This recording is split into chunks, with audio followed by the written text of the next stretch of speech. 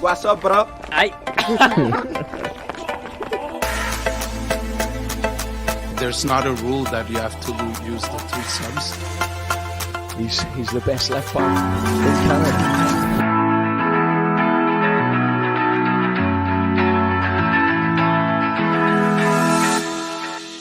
2 days gonna be the day that they're gonna throw it back to you. By now you should have somehow realized what you gotta do.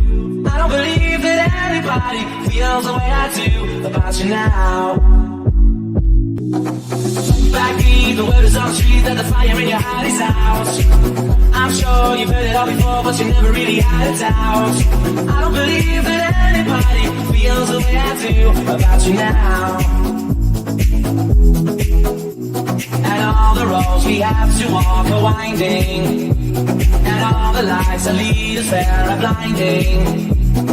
There are many things that I would like to say to you, but I don't know how. Because maybe you're gonna be the one that saves me.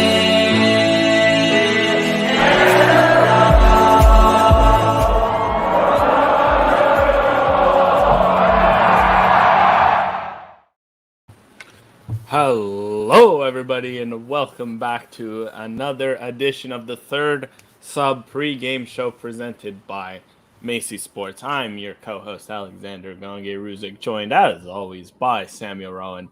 And we've got a midweek special, a Texas special, a Meet the New Guys special, whatever you want to call it. Austin FC, Vancouver Whitecaps. Whitecaps, their last game before returning to BC Place. Finally, cannot wait to be back in BC Place. I, for one, am very excited to be able to witness live Whitecap soccer. But before we do that, we've got one more frontier to overcome, and that's Austin. So before we dive into this, Sam, how are we doing this week? Doing well. Looking forward to a expansion team matchup. An interesting team so far this year. They've really struggled to score goals, but some of the underlying data looks okay. I mean, this is, I feel like Austin falls somewhere between. They're not a Cincinnati, but they're also not an LAFC or an Atlanta United. They're not going to come in and light the world on fire immediately, but should be a competitive matchup today between the bottom two teams, in the Western Conference. So that provides some hope for the Whitecaps. Obviously, sitting well out of the playoff picture. Both of these teams desperate for 3 points, especially the Whitecaps. I think you need to and want to pick up something before you return home, because it's already an uphill battle in terms of the playoff picture. And this is possibly the best chance they're going to get to pick up some points away from home before that stretch, build some momentum. Maybe someone like Ryan Gauld ends up starting on the weekend. He's not starting today. Can you smash and grab some points here with some injuries? I'm excited to see this. I haven't really watched a lot of Austin this year, to be honest. We hasn't been a lot of feature matchups, including them, but excited to see what this has in store tonight. And can't wait to get into it.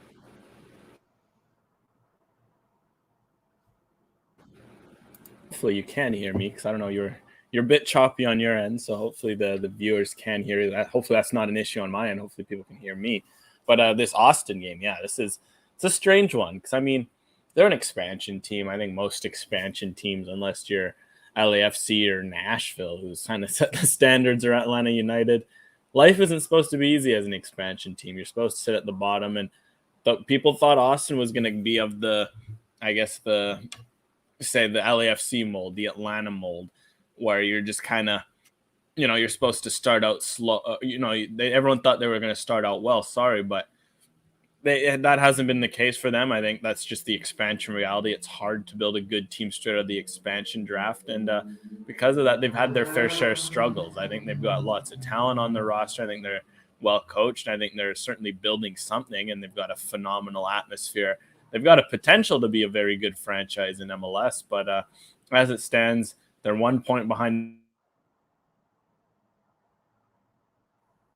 the Whitecaps in line. Too bad, because it's such a tough environment, and you don't know what version of the Whitecaps you're going to get in these tough environments. Are they going to do what they did against Seattle and LAFC and look way better than anyone would expect them, or are they going to do kind of like they did again in an SKC or a Houston, where they just they struggled with environments that, some of those environments. So it's going to be interesting to see how the Whitecaps handle being in Austin for the first time tonight.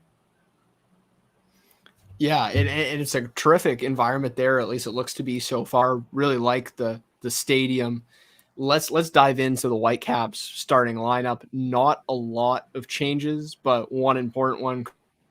Home back in the fold, starting at the right wing position, and that's obviously really good to see if you're a Whitecaps fan. Other than that, Brian White up front again.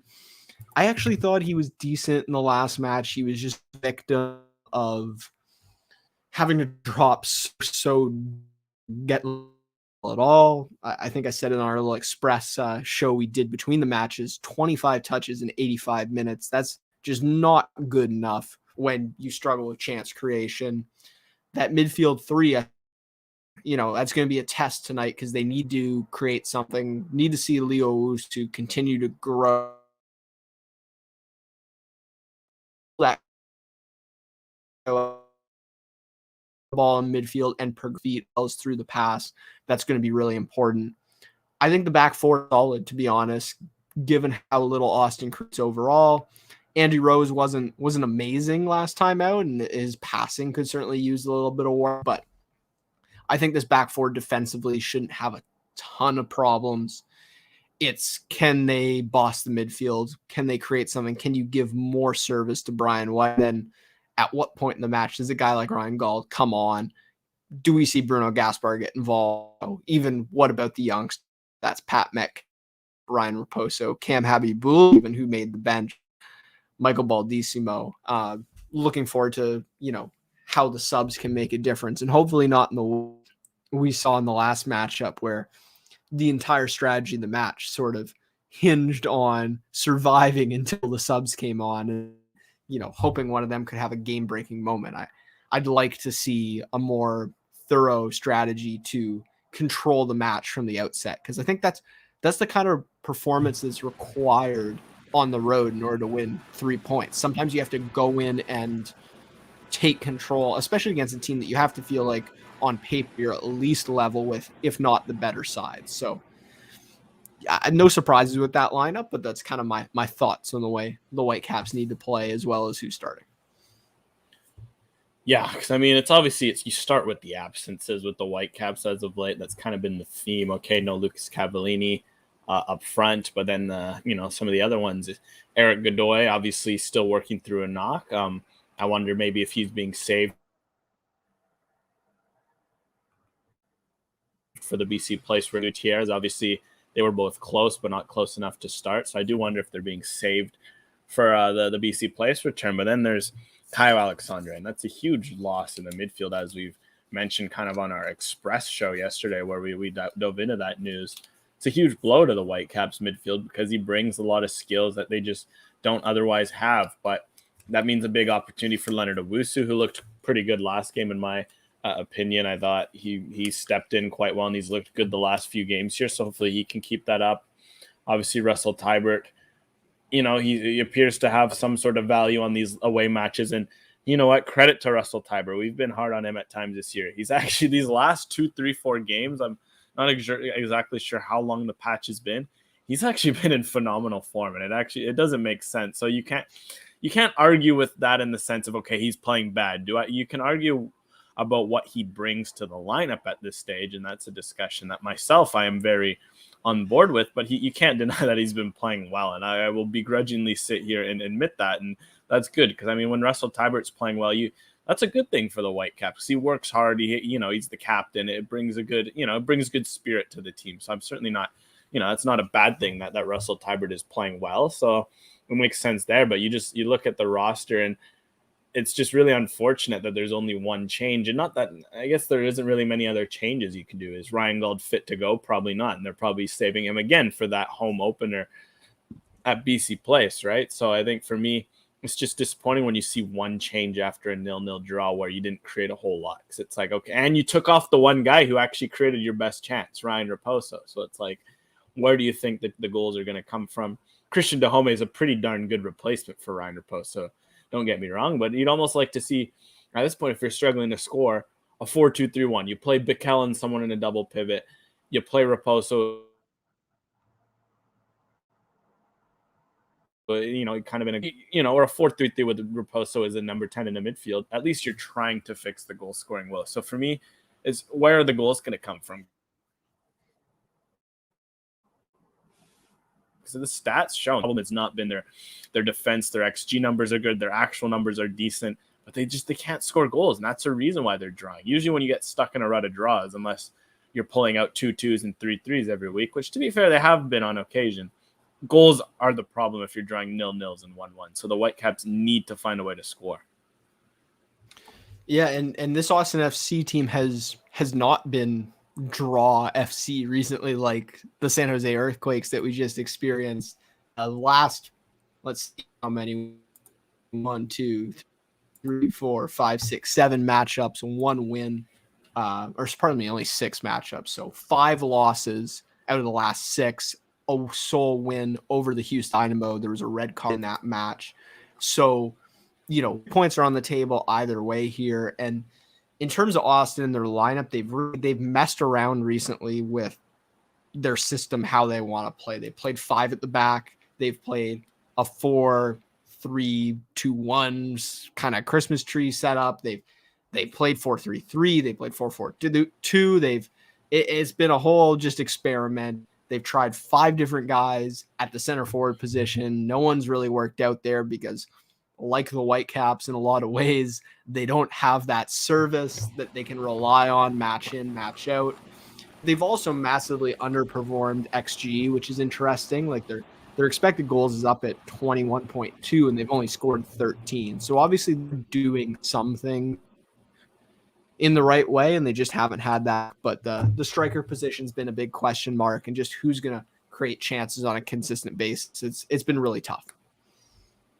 Yeah, and I mean, as you see here, they've got a pretty solid lineup. I mean, starting with Brad Stuver in goal, he's been quietly one of the better goalkeepers in MLS. I feel he's stepped up in a big way for Austin. Otherwise, Matt Besler, someone that the Whitecaps could have potentially targeted for center back depth. I thought he could have been a very good addition. He's proven to be a solid pickup for Austin.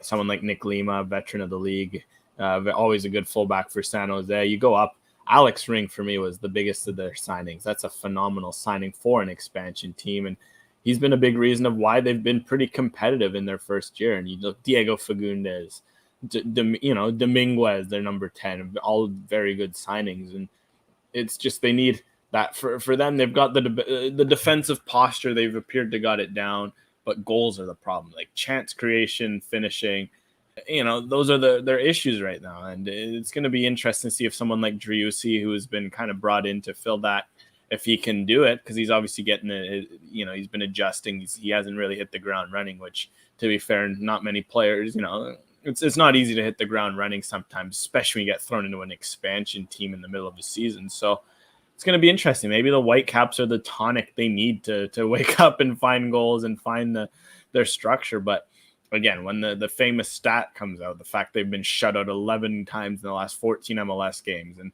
it's such an unbelievable stat that I went to double check it, and it was true. And I was just like, what? My goodness, 11. It really just shows where their problems have lied, because no matter how good or bad you defend, if you get shut out 11 times in 14 games, and you have 13 goals in 18 MLS games, like, you're not winning many MLS games. In fact, they've won 4. They've got more wins than the Whitecaps. They got 4, but they are undone by the fact they have a league high 10 losses, tied with Toronto FC, who might surpass them momentarily here. Obviously, they're down 1-0. So for Austin, for them, I think if you're going to watch something from them, goals. Are they going to score? Because defensively, it doesn't matter if they let in 2 or 3 at this point. With how much they've been shut out, the question is, are the Whitecaps going to be the team to break their tonic? But as we mentioned on the other side, the Whitecaps are also doing well defensively. So, I mean, maybe I'm taking away my prediction here in the prediction section, but it feels like if you were a betting person, then maybe 0-0 might be the stock to invest in today. Yeah, I really hope not. I can't handle another one of those low event 0-0s. I think this is a good opportunity for the Whitecaps. This is an Austin team still trying to find their footing, find their best shape. Coaching's kind of been, I think they've got a good coach in Wolf for Austin, but it's just a struggle as you're bringing players in, as you're trying to create chemistry. They've they've had that challenge. It feels like the Whitecaps last year where they were playing every shape under the sun and there was no tactical consistency. Austin's still going through that right now, and I don't envy that position. And I think the coaching matchup is going to be interesting today. I've echoed it, before, but I think Mark DeSantos really needs to get his players to dictate the terms inside the first 15 minutes, because especially if this crowd gets involved, it's going to be a capacity crowd. It's Texas. All rules are off. So if they get behind their team, if they really get into the match, I think that could be tough for the Whitecaps, as they're kind of thinking about the environment they're going to get to play in on the weekend, and maybe not focusing quite as much as they should on a midweek fixture. I don't know. That's highly supposition from me, but I think the first 15 minutes is crucial.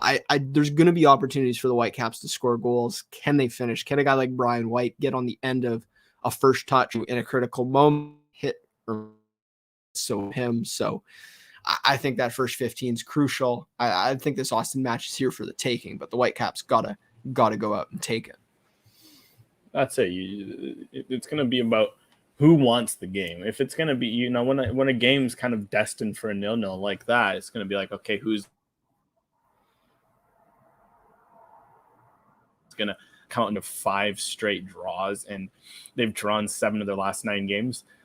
Doesn't seem like they'll have the initiative to take it. They'll have to prove it otherwise, at least. And same with Austin. And because of that, it's going to be interesting to see who controls the initiative, who wants to get the chances. If anything, you'd like to think if you're Austin, you're in front of your home crowd. It's a good chance to prove, something and to go out and initiate the game. Usually the home team tends to do that in MLS, especially in front of your home crowd. But based on their struggles, can the Whitecaps do that? We mentioned it on our Express show. The Whitecaps need wins desperately. Like at this point, it's, if they want to be a playoff team, you can't afford very many more of these draws. You can't afford anything but wins at this point. And this is the kind of game where, yes, it's a road game in a tough environment, but against the expansion side that's last place in the West, it feels kind of like a game that you probably should win if you want to be a playoff team. So because of that, I'm just curious if they can, just go out there and push the bit of the pace. Because again, as we'll kind of maybe bring up on the graphic here with the Austin's offense, their offense is it's been a worry this year. It's been a big worry, and we'll kind of touch there as producer Ben hops on it. As I mentioned, they're last in the West, 13 goals for, 2-match shutout streak heading into this game. Again, 11 shutouts in their last 14 games. They're trying all sorts of strikers. The Whitecaps need to find a way to win this game, I think. Absolutely. I mean, the task is clear. Let's dive in before we do predictions, before we do all that good stuff near the end of the show. Let's dive into something that happened earlier today. Alex, I know you're keen to talk about it. Theo Bair on his debut in Norway, scoring a goal in a crucial match for his new club in a 6-point fixture to try to gain promotion. And also it was a beautiful goal as well. So how good was that to see Theo doing well? And, there's an argument that can be made. Maybe not everyone wants to hear it, but especially with the Cava injury, how well would the Whitecaps potentially be served right now if they had David Egbo and Theo Bair at striker? That is the possibilities are certainly tantalizing. Som i første omgangen så skårer han på den første. Det Theo Bair som får en drømmestart. There we have Bair's goal for those who haven't seen it yet. Very lovely finish here. You can see wraps his foot around it, tucks it in the corner. When's the last time you've seen a Whitecap striker score like that? It's a question to be had. So it was certainly a nice moment from Bair. It was a nice moment just to watch see Theo in his debut within 50 minutes. It's ironic because how many minutes is he played for the Whitecaps this year? 26. It makes you wonder if they gave him those 25 more minutes. This is maybe what was on offer. Obviously, 51 minutes into his debut. It's just interesting to see. And I for at this stage, the two young on loan strikers, 21 and 22. Egbo's been doing the same as well. It's not just Theo Barrett's. Egbo's doing the same as well. He played 0 minutes. He's been on loan. He's been getting, good burn in the USL. And, there's the whole argument that they're better off on loan. And I think I agree based on what we saw in the environment. They're in fantastic positions on loan. They're scoring goals. This is what you want to see. But it's frustrating because now they're scoring goals. And you just wonder, for a Whitecaps team that struggled to score goals, as we've mentioned, why didn't they get a shot to at least prove it? It would be nice to see, okay, you got 500 minutes out of them each.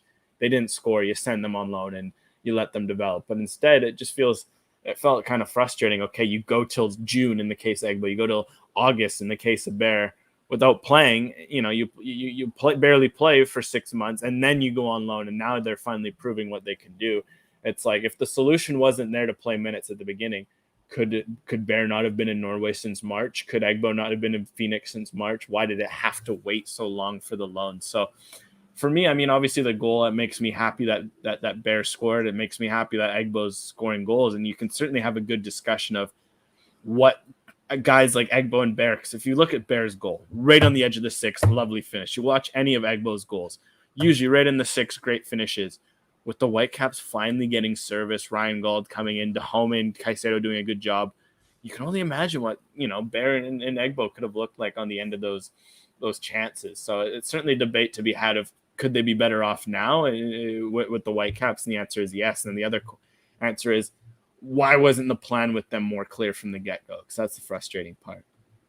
Well, the thing that really stood out to me when I talked with Theo amongst some of the other youngsters a couple of weeks ago was the lack of communication that there seems to be about the plan. And we talked about this, off air, so to speak, that Axel Schuster had detailed to us in the early days of, his tenure with the Whitecaps about how every young player was going to have a clear development pathway, and that was going to be communicated. It was going to be planned out.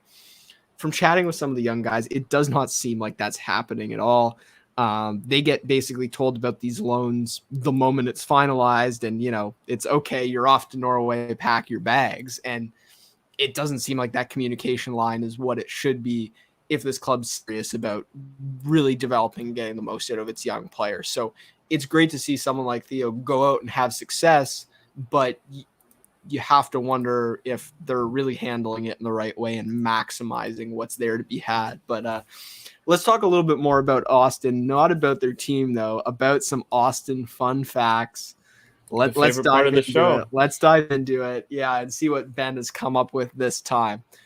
Producer Ben, let us know when you're ready.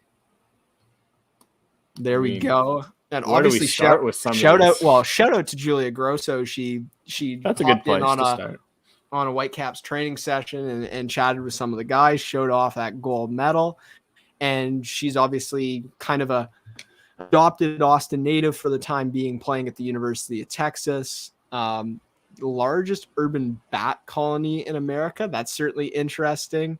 I've been to Texas. I've only been to Houston, though. Haven't been to the Dallas-Fort Worth area or Austin, so can't attest to any local experience there. Only F1 track in the U.S., well, currently on the calendar at least. I mean, they have other tracks certainly in the U.S. capable of handling an F1 race, but Circuit of the Americas is where they have the annual stop. It's an interesting track. It's kind of a combination. They basically copied famous corners from famous tracks around the world and sort of combined them together to make their own circuit, which in some ways is very American. I guess it's sort of fitting. And then also tallest apartment building west of the Mississippi River, which is that's interesting. I wonder how that it specifies apartment building. So there's no apartment buildings in say in LA taller than San Fran. Well, San Fran, I think they have planning and zoning that prevents super high rise structures in San Francisco. But LA, I'm really surprised about that. That's interesting. Yeah, I mean, it's the apartment one. I mean, I'm not going to doubt producer Ben. He never gets these wrong. So I'd just be curious to know. Yeah, well, I mean, that's the thing, though, with Texas. I don't know if you've ever seen the city squares in a place like Texas. Or city squares. That's so antiquated of me. Sorry. The downtowns of places in Texas. Places like Houston. For some reason in my head, I don't expect it to be like some huge, buildings all over the place, and you go there. Typically it's very spread out, but that doesn't mean that there's not big buildings as well. It's kind of an interesting dynamic. And Austin has certainly, I think, over the last 10 or 15 years grown a ton. It's one of the most rapidly expanding cities in the US. Well, I forget sometimes that Houston is like one of the top 5 biggest cities in the US. It's a massive city, and Texas is one of the biggest states, and cities like Austin are huge cities. So I'm not surprised, I guess. It's kind of random that the only nude beach in Texas is in Austin. I wonder, what's the story? What's the logic there? And I guess they're beaches on lakes or beaches on rivers. I guess you don't have any giant bodies of water. Unless you go, I guess it would have to go near El Paso and all that area, and closer to Mexico, I'd imagine, for bodies of water. But that's kind of funny. As for the Bats, again, fair play. Julia Grosso, that's one of many who've played in Texas. Janine Becky also played her university in soccer in Texas, so it's also another Canada gold medal connection. Austin, it's a surprisingly interesting city. The more you know, thanks to good old producer Ben. Well, yeah. So before we get into some serious discussion here, we also have the Vancouver Whitecaps FC Richmond comparison, or AFC Richmond, if we're being really proper, and their current form. So, similar vibes for sure. Just managing to scrape out a point, but can't really get over the hump to find all three. Personally, I'm only partway through season 1, so. I'm trying to stay away from. You made it further than I am. Yeah, but so far it's been a good show. No, it's certainly. I haven't watched any of it, so I can't pretend. But only have heard good things. But obviously the Whitecaps, maybe they need a bit of that famed Ted Lasso positivity right about now to get out of this slump. But maybe speaking of coaches, before we move on to predictions and some fit checks, let's learn a bit more about Austin's head coach Josh Wolf. Always a interesting hiring right from the day. Also, they random fact, I guess they have Claudio Reyna, Gio Reyna's father, obviously the Dortmund midfielder, former USMNT, mainstay as well. He's also in charge on the technical side, sporting director, if I'm not mistaken. So obviously they've got a very strong U.S. men's national team connection in their front office. So Josh Wolf played for the U.S. in 2006, 2010.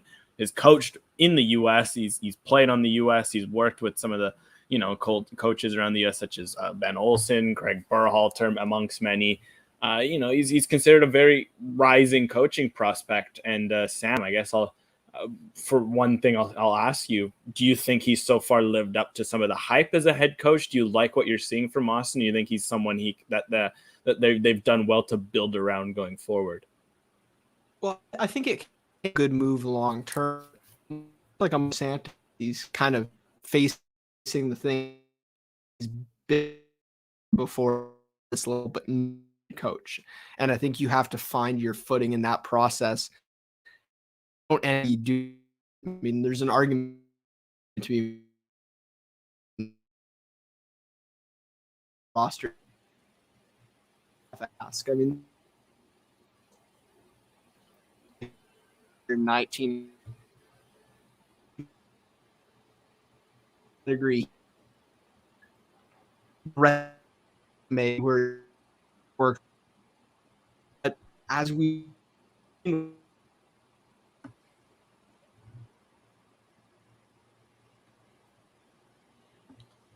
yeah, I don't know if we've lost Sam. Sam, I think we've lost you here. We lost your thoughts on Josh Wolf, so we might have to come back to those, but that's the poetic.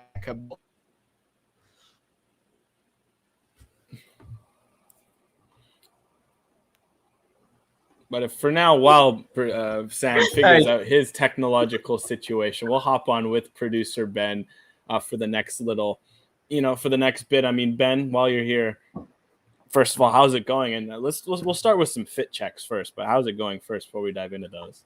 Going pretty well. Always unfortunate when one of our internet doesn't exactly work too well, but it happens, I suppose. The Whitecaps attack isn't working too well. Sam's internet isn't working too well, so a whole bunch of things just going wrong for Vancouver soccer scene. Fortunately, the UBC Thunderbirds are back tomorrow, and I'll be watching that. They're taking on the Caps under 23s on Saturday. I believe it's at the same time as the Whitecaps first team game though. So Totally. unfortunately, won't be able to catch those both. But yeah, let's get into some of these Austin fit checks because they've definitely got a bit of a look. A lot more outgoing than a lot of the teams that we've seen so far. Like, just look at that. I don't know what that is. Is that a Canadian tuxedo second in from the right? That is definitely a Canadian tuxedo. Ripped jeans, turtleneck. Austin didn't strike me as a particularly wintry play, so it's a very bold choice, let's say. But I rate it. I mean, even all of them look like the two in the middle look like Canadian tuxedos. Nice shirt on the left. I'd say there's some 6s out of 10s on the outsides, and then the two in the middle. I'd say a 7 in the dark blue, and I'm thinking a 7.5 in the light blue. So maybe I don't know if that's strange ratings, but solid fits. But again, my last thought is that that is indeed possibly a knockoff. I guess we'll see on the pitch if that is a knockoff version of Eliadna and Ryan. But yeah, I'd say this is solid fits. But for me, I just didn't think that Austin was that cold to even get away. I mean, all the people have complained about his humidity and heat, so it'd be certainly interesting to see if there's any sweat stains on some of those jean jackets. Probably not the wisest idea in the Texas heat. But Sam, now that you're back among us, any thoughts on the fit checks? Yeah, apologies for the issues there. I just the turtleneck in the summer in Texas is certainly an interesting choice. I'm a little confounded by that, and I think that's the one that I maybe don't love, but overall it's pretty solid. And yeah, these guys seem to be favoring form over function. And the same thing I kind of saw with whether it was RSL or Colorado. All the guys in jeans and pants when it's 30 plus degrees, I'd definitely be rocking some shorts. But no, overall pretty solid work from the Austin guys. Yeah, no, I think it's generally a bit of a good look from them. As you said, it could be getting a little too hot in the turtleneck, especially, but they're not too hot on the pitch, so maybe they're making up for it with the clothes. So, gotta see. Alex, I believe you're on mute. So you muted me there. I don't know what sort of power you're wielding at the moment upon us. But speaking on that note, I think it's time for predictions. And I mean, Sam, before we dive in, how did we do last week? I, for some reason, forgot what it's a good question. All right. I predicted for last game, a Friday game, San Jose. I don't think I had it 0-0 on my cards. I think I had a San Jose win, as did you, Sam, and I think that's where I joked that seals the Whitecaps win or draw, I guess, and it proved to be that we're right, and I agree with I agree with John. Don't mute me, but Ben is the man, so that is pretty funny. So, Sam, you got any updates on the predictions before we dive into so Ben was on top of the draw, I want to say. I think he predicted a 1-1, didn't get the scoreline right, but did get the result. I was on 2-1. Pretty close, 1-1, 0-0. Yeah. Like, no, it's a good shout. I picked 2-1 San Jose. Alex, I believe you were 3-1 San Jose.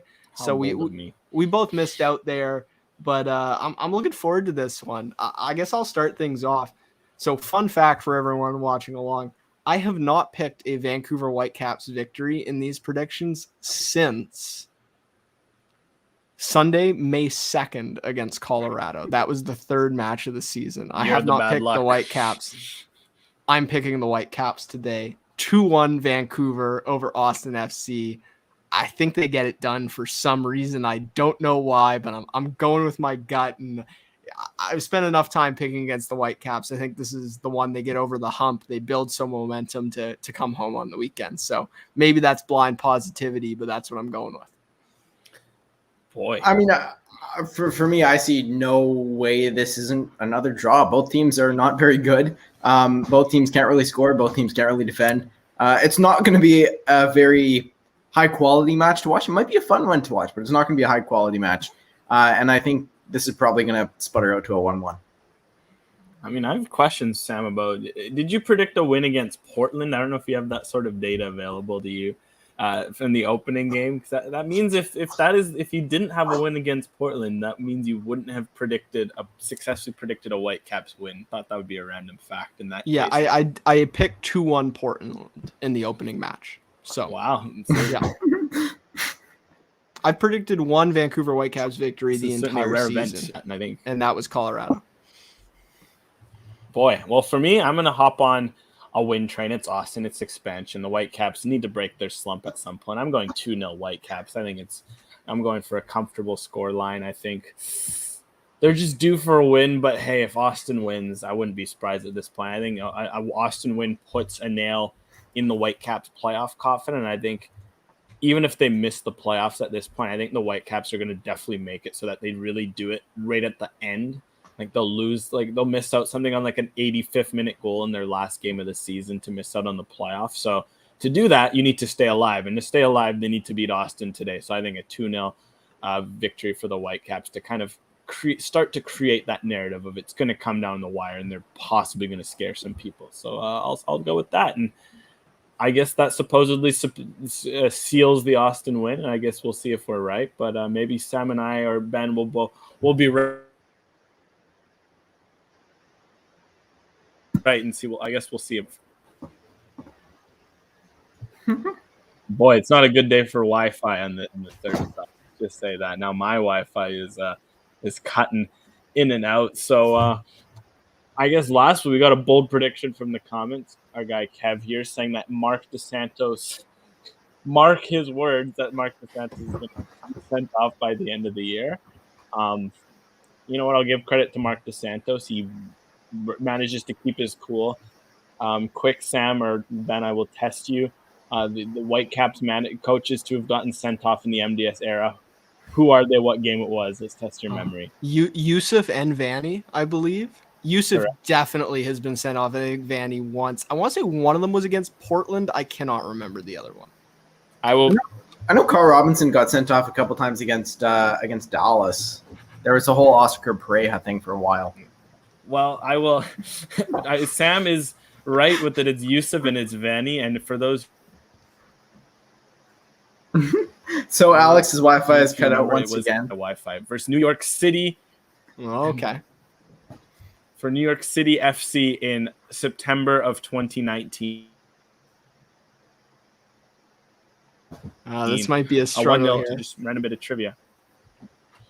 Yeah, definitely an interesting bit of trivia there. Apologies to everybody who's watching. This has been a very rough show with internet and various issues, but we'll make sure to be well put together the next time we're live. Not totally sure what we're going to do on match day, but stay tuned to the @3rdsub Twitter account because we'll certainly update you there. But I think that will be it for the 3rd Sub preview show today. Enjoy the match.